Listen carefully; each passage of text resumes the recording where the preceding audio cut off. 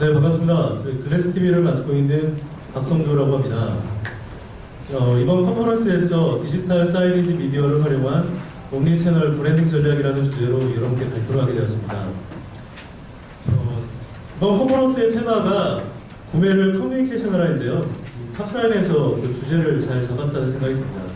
주제를 따로 잡는 분이 계신 것 같아요.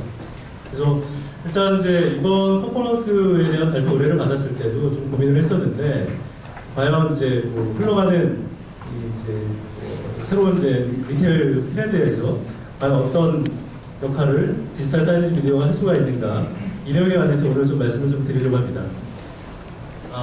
최근 그 제2롯데월드몰이 개설이 되고, 최근에 이제 뭐 7m짜리 미디어 샹들리에가 런칭이 되었습니다.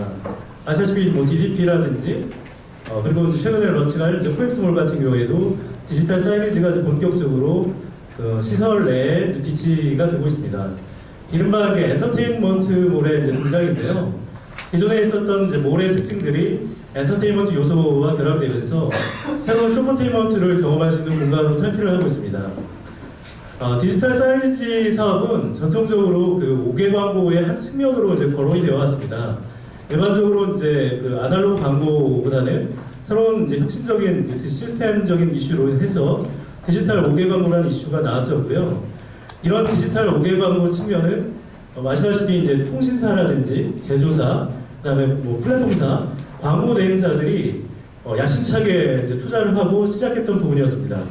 하지만 그 5개 광고로 시작된 사업 모델인 만큼 초기의 시스템 투자 비용에 비해서 광고로서 수익을 회수하는 모델 자체가 그 수익률이 좋지 않기 때문에 실제로 이제 5개 광고로 시작한 사업자들이 생각보다 이제 수익력적인 부분에서는 이제 많은 고심을 하고 있는 게 현실입니다. 그런 상태에서 이 디지털 리테일, 최근에 나오고 있는 이 디지털 사이니지를 리테일에 적용했던 이런 케이스는 새로운 디지털 사이니지 미디어, 디지털 사이니지를 활용한 새로운 해법으로 이제 생각을 할 수가 있을 거라고 생각합니다. 디지털 사이니지는 아시다시피 이제 5개 광고 측면에서는 사이즈가 중요했기 때문에 그 소위 말하는 이제 광고주들과 그 다음에 생산자 입장에서는 참 좋은 매체였다고 봅니다. 하지만 실제로 이제 소비자들은 스마트폰을 사용하고 있기 때문에 그 모바일리티 측면에서는 핸드폰을 통해서 좀 광고라든지 컨텐츠를 경험할 수 있는 측면이 있다 보니 광고의 이제 도달률과 효과 측정이라는 측면에서 약점을 갖게 됩니다. 그리고 실제로 이제 디지털 사이즈 자체는 사이즈가 커질수록 그 투자 금액이 크기 때문에 실제로 이제 평균적으로 한 10인치 중반대부터 80인치 대까지 되는 중소형 사이즈로 이제 형성이 됐고요. 이런 대형 사이즈를 이제 퍼블릭 디스플레이와 구분한 형태가 디지털 사이즈라고 볼 수가 있습니다. 디지털 사이즈 자체가 설치가 되고 있는 공간과 실제로 디지털 사이즈가 이제 접해지는 고객, 그리고 나가야 될 콘텐츠에 대한 고민들이 많다 보니 이거를 어떻게 활용하는가에 따라서 사업에 대한 성격과 이제 향후에 대한 전망들이 바뀌어지고 있기 때문에 학계나 업계에서는 많은 고민들을 해왔었고요. 저 역시도 이제 그런 고민을 많이 했던 사람 중에 하나입니다. 실제로 이제 저희가 그런 고민을 한 걸 갖고 오늘 이런 옴니채널 이제 브랜딩 전략이라는 주제로 여러분께 발표를 하게 됐습니다. 한번 저희 들어보시고 다 아시는 내용일 수도 있겠지만 새로운 인사이트나 또 구도를 정리하는 데 도움이 되셨으면 좋겠습니다.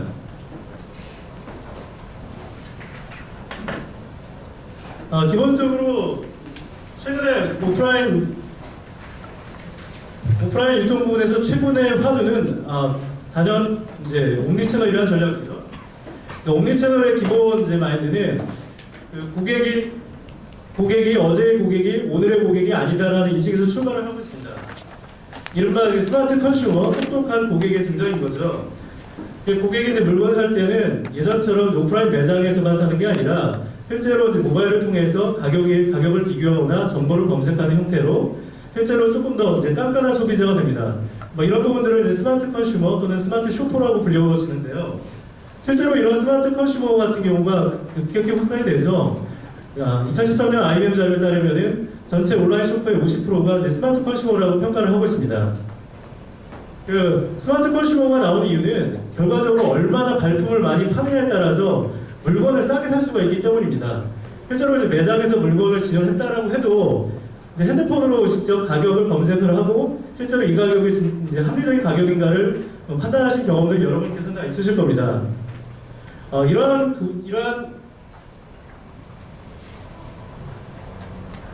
이슈 때문에 오프라인 쪽에서는 이런 소비자의 심리를 그 비정형적 구매 패턴이라는 내용으로 이제 표현을 하고 있습니다.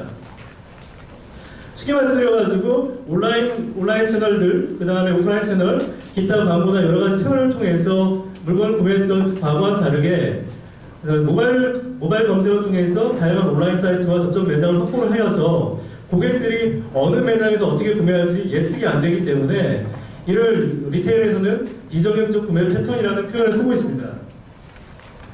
이러한 이제 비정형적 구매 패턴이 이루어지게 된 배경에는 아무래도 이제 아마존으로 이제 대변되는 온라인의 가격 파괴가 이제 적극적인 영향이 있었습니다.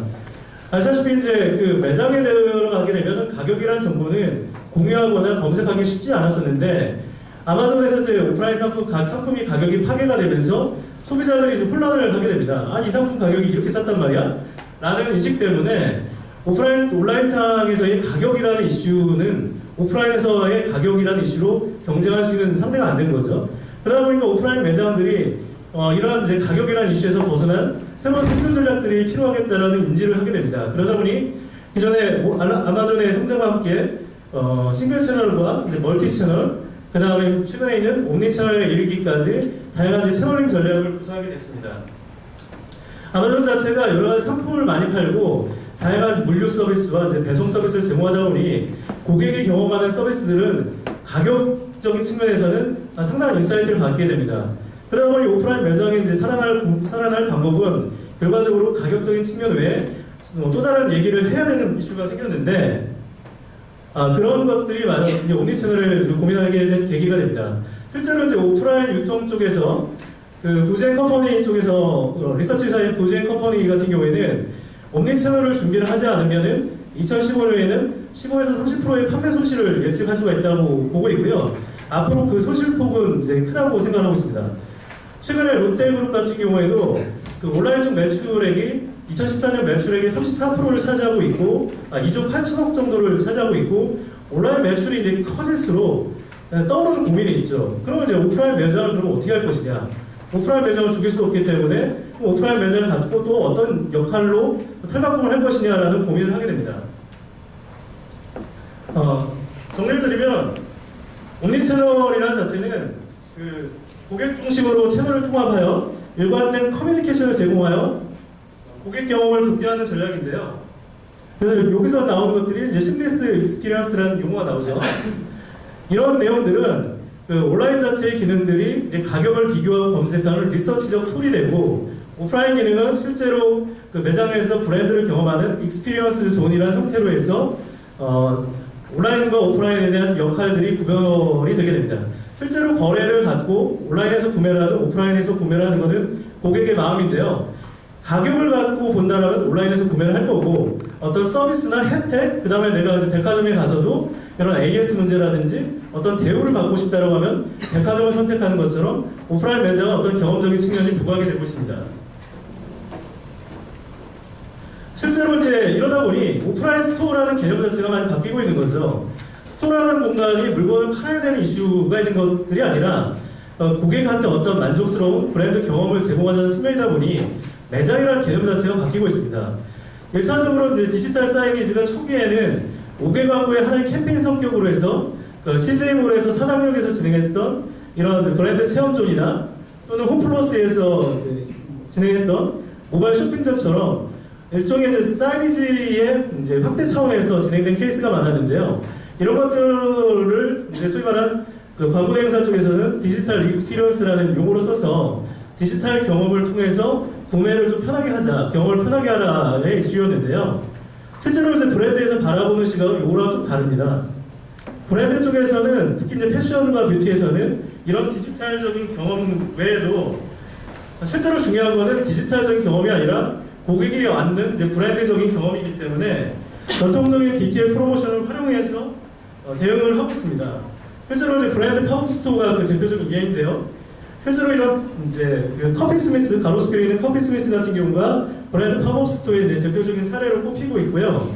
실제로 이런 이제 브랜드 팝업 스토어는 패션과 뷰티 분야에서 먼저 시작을 했지만 최근에는 IT나 자동차, 게임 다양한 분야로 확산되고 있습니다. 이 역시도 이제 그 스토어를 통해서 고객들에게 브랜드를 경험하게 하는 내용이라고 볼 수가 있습니다.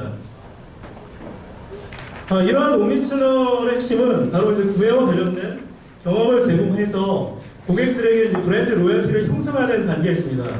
보통 이제 구매에 따른 과정들이 아시다시피 이제 구매를 고려하고 상품을 평가를 하고 상품을 구매를 하고 이제 구매를 평가를 하고 다시 재구매를 하는 형태로 이제 진행이 됩니다.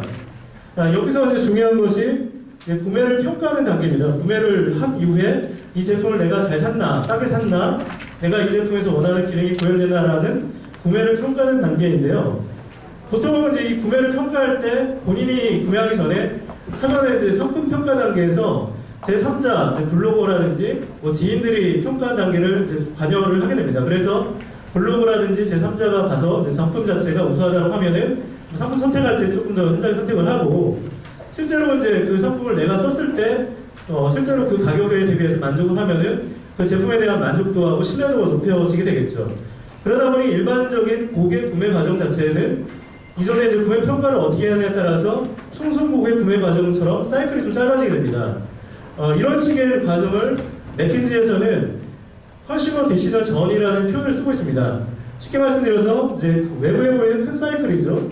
초기 고려 단계, 적응 평가 단계, 구매 결정 단계, 구매 평가 단계가 일반적인 구매에 따른 일반적인 사이클인데 보시는 것처럼 그 구매를 한 이후에 내가 구매하면서 어떤 경험을 했느냐에 따라 가지고 소위 말하는 브랜드에 대한 로열티가 형성이 된다는 거죠. 내가 이제 백을 사러 갔는데 이 백을 사면서 그 종업원이 나한테 맛있는 커피를 한 잔 주시고 사장님 다음번에도 다시 오세요 라고 한마디만 해줬어도 저는 그 매장에 대해서 상당히 호의적인 반응을 받게 됩니다. 이런 것처럼 매장에서 제공하는 모든 경험적인 부분들이 브랜디드 컨텐츠라는 표현을 쓰게 됩니다. 그러니까 브랜디드 컨텐츠라는 것은